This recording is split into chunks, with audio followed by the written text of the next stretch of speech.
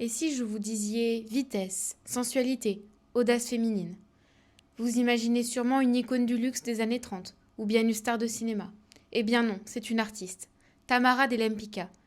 Une artiste qui a immortalisé toute une époque, les années folles, avec un style unique, géométrique, sensuel et parfaitement maîtrisé. Née à Varsovie en 1898, elle va fuir la révolution russe pour s'installer à Paris. Là-bas, elle va découvrir le bouillonnement artistique du début du XXe siècle. Picasso, les cubistes, les surréalistes, mais elle va suivre sa propre voie. Dans les années 20, elle s'impose dans les salons parisiens avec un style qu'on ne voit nulle part ailleurs.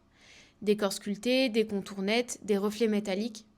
On dirait presque que ses personnages sont faits de chrome et de lumière. L'une de ses œuvres les plus célèbres est sans doute son autoportrait en Bugatti verte fait en 1929. Ici, elle se représente comme une héroïne moderne, concentrée, élégante et indépendante. Ici, elle incarne la nouvelle femme des années 30, urbaine, moderne et indépendante. Mais son œuvre, c'est aussi une célébration du corps. Prenons par exemple la belle Raffaella ou la Dormeuse. Des nus puissants, sculpturaux, qui rappellent la Renaissance, mais qui sentent la modernité à plein nez. Et dans Les Deux Amies ou Andromède, elle brouille la frontière entre sensualité et autorité, entre désir et élégance. Ses œuvres mélangent modernité et classicisme.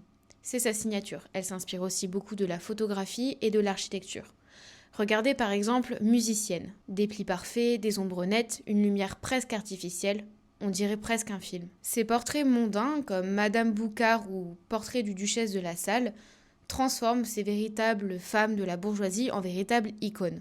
Tamara peint comme on chrome une voiture. Chaque surface brille, sans pour autant qu'aucune émotion ne déborde. Après la guerre, Tamara de Lempicka s'installe aux États-Unis puis au Mexique.